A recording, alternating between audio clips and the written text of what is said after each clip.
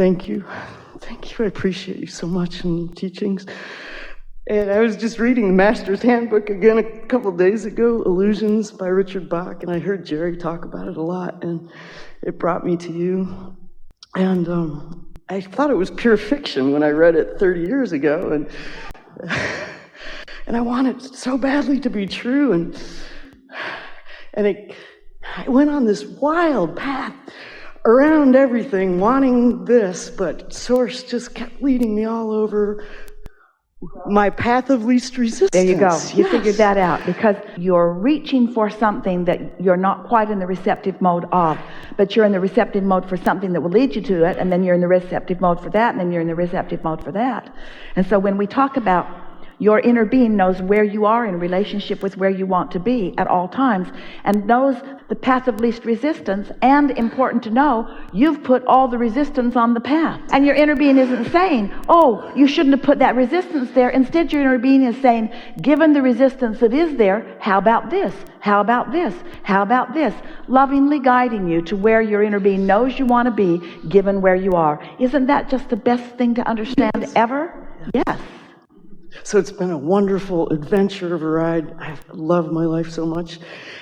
And I'm wondering, you talked about Jesus and this energy field around him, and I feel energy around us, and I was sitting on the plane here, and I'm thinking, oh God, we're just all crammed together, and people pay so much extra to sit up here, and I wonder where we begin and end. Who is me, and what makes me unique, because it's changing constantly, and my perceptions and my desires and everything is changing so much that I don't know what to hold on to that's me. And is there a deep core of me that's really me?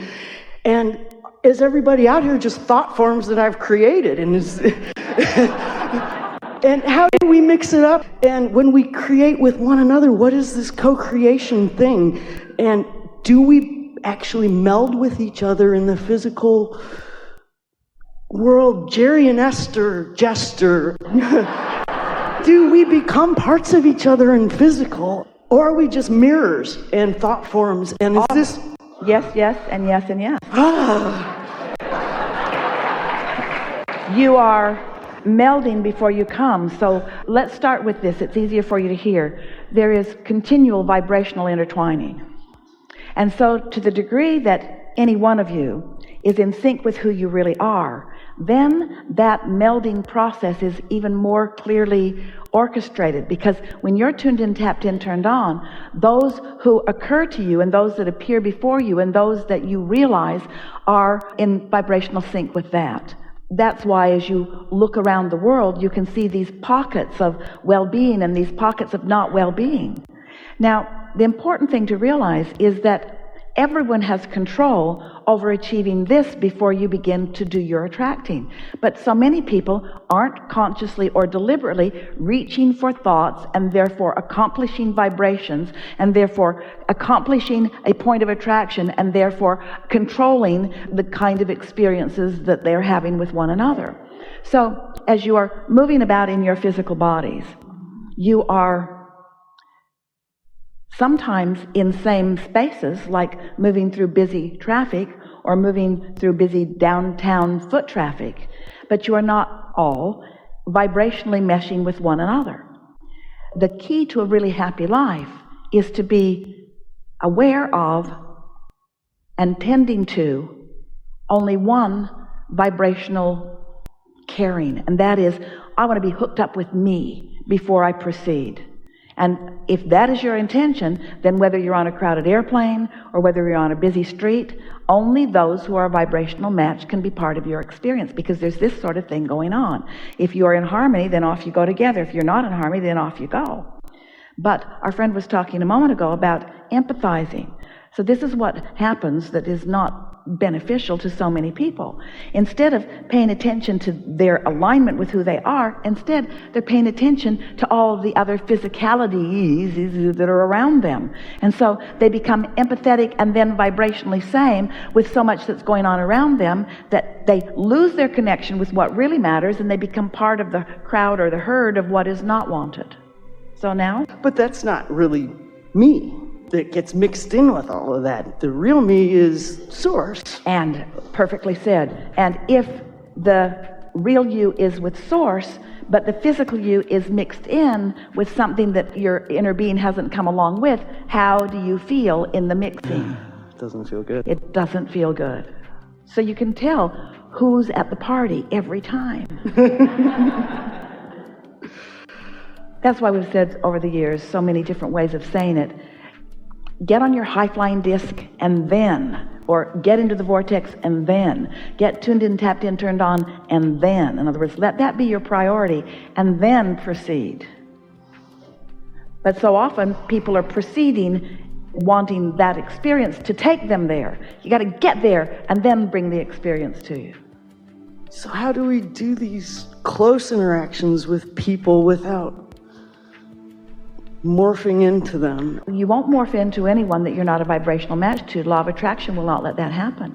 Because it feels bad. But this conversation, what you're asking for, is about the momentum factor. There was quite a bit of time that Esther was doing focus wheels in order to clean up vibration. She'd choose something that felt good, and then she'd try to find things that felt like it. So she was using her focus wheels to improve her vibration. These days, she uses good feeling focus wheels only to practice the momentum of good feeling vibration. Because you meet people where you are. So if you're feeling really good and you get on an airplane where there are some people not feeling good and some people feeling good, you'll meet on the level that you are. So what you're really talking about is having some sort of management of where you are. That's why we talk about the unconditionalness of it, not letting what's going on control where you are, not letting where other people are control where you are. My happiness doesn't depend on them. It doesn't. It doesn't. That's what true freedom is. Freedom is understanding that. Freedom is understanding that you can be joyful because that's what you're reaching for. You can be joyful anyway. It's hard to hear that at first, because if you're standing in the middle of a lot of unwanted stuff and someone says that to you, it's just irritating, because it feels like the conditions around you are controlling the way you feel. And you want to say, give me a better condition and then I'll have a better feeling response to that condition. You say to each other, you know, I want to be happy, and when you act like that, I'm happy, but when you act like that, I'm not happy, so always act like that so I can be happy. But when you act like that, and I'm not happy, and you're preventing me from my happiness because of the way you are behaving. And you can extend that to your people who are up close to you and to all of the people of the world. When I look at this situation, I cannot be happy. And it feels rude or uncaring to a lot of humans when they hear us say, don't look there if it makes you unhappy. And they think that what we're saying is be so selfish and unkind to anyone else and only care about yourself, which is pretty much what we're saying.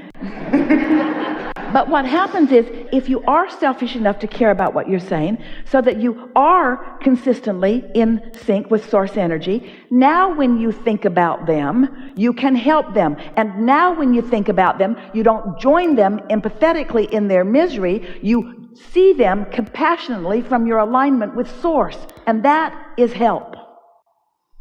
That's why you can be on the other side of the world from some terrible problem. And because you're removed from the details of it, it's easier for you to imagine solution. It's easier for you to step back into the well-being of the situation for them, because you're not in the trenches with the discomfort with them.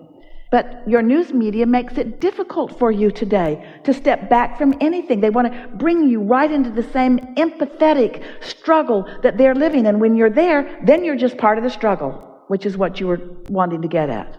So just pull back from it and go general enough that you can get there. Care about getting there, care about getting there, care about getting there, care about getting there until you're consistently there. And then you can focus on anything you want without risk of losing your connection. And then from your connected state, as you are giving them your undivided attention, it does help. Esther has helped babies on airplanes feel better when their ears are hurting. She can hear them. She can hear them starting to fuss. She knows what's going on. And she just holds them in her consciousness, knowing that baby's inner being has the ability to adjust that baby's. And Esther focuses, and every single time, within a few seconds usually, the baby stops crying. That's not empathy. That's compassionate power of influence. Focusing on someone who doesn't feel good from a place of knowing that they can, knowing for sure that they can, knowing unequivocally that they can, knowing without doubt that they can, you see. But staying there. How do you stay there? By wanting to be there. And what increases your wanting to be there? Not being there. So it's all good. It's all good. It's all good. Trusting that you can be there, noticing when you are, being proud of yourself when you are, being proud of yourself when you're not, giving yourself a break, noting that you're figuring this out. Something more? One little silly question. What about sleepwalkers and people that grind their teeth in the night like myself? Wonder about that. What about it? I thought we released everything but so why is my physical body still carrying on while I'm sleeping? As you were just saying, getting better and better and better and better and better. So the train's going 80 miles an hour that way, and you want it to go 80 miles an hour that way, but you don't want it to suddenly stop going 80 miles an hour that way and go 80 miles an hour that way, because there would be a lot of disruption to what's on the train. It needs to slow and then go again. And so there is momentum. What we said is, when you sleep, you're not adding to the momentum of the thought, but the thought that you've thought before is right where you last left it, you see. And so as you awaken, or as you are aware that you're grinding your teeth, you might stop and talk to yourself consciously. There's nothing for me to worry about here. There's some sort of tension that I'm holding for no reason. All is well here. How do you know you're grinding your teeth? Do you wake up catching yourself, or are your teeth disappearing? They're disappearing. But do you have any awareness when it's happening? Unless somebody's kicking me. So when you come into awareness of it, then consciously just relax. Consciously relax. Acknowledge that there's no reason to hold this tension, that it's something that you've been worried about before. Replace that thought with another thought. Years ago, someone came to a seminar, in fact, here in San Antonio, and was talking about having moved into a house, and he felt like there was uncomfortable energy that was in the house. He wondered if something bad had happened there, or if there had been some sort of tragedy or trauma that had happened there, and he wanted to know what to do. And we said, just fill the space up with you. Just get in there and be happy. And in your happiness, the two vibrations are not going to coexist. Fill the space up with you. So it's the same sort of thing. As you acknowledge ease, tension has to go away. So as you acknowledge well-being, not well-being has to go away. It's just a matter of leaning in the direction of who you really are. What you've thought before, what you've been thinking, what you've been saying, what you've been thinking has created a momentum. That's why you have beliefs about things. A belief is just a thought you continue to think. A belief is vibrational momentum, isn't it? And so don't try to fix things. Just replace them with better feeling things. Care about the way you feel, and notice that you're feeling better and better and better and better. So there are two things. We talked about these earlier. Two things that you can do to improve your point of attraction. One is step back further from it. Go general about it. Because when you are less specific, there is less momentum every single time. And the other is care about how you feel. Care about how you feel so that you can tell when it's time to step back. Did we get there for you? Pretty much. I still don't know who me is, though, because all of these things are falling away from me that I thought was me. I thought my beliefs and my thoughts, the ruminating thoughts in my head, I thought that was me, and all of it is falling away, and I'm just so softly, happily going through life kind of now, except when I Let us explain it to you this way. You haven't letting you be the me that you are until you release, because there is this source energy part of you.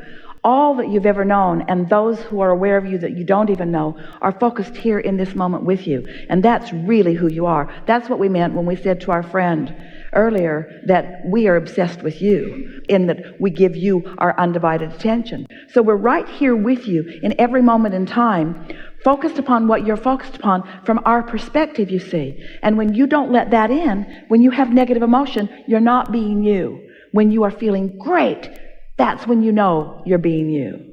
You could pinch yourself off, and almost everybody does a lot. You could pinch yourself off dramatically. But when you have what you call your death experience, that we prefer to call your croaking experience, because we try to be as disrespectful as death as possible since there isn't any, when you reemerge back into non-physical, you leave behind all of your resistance and you move into that pure positive energy.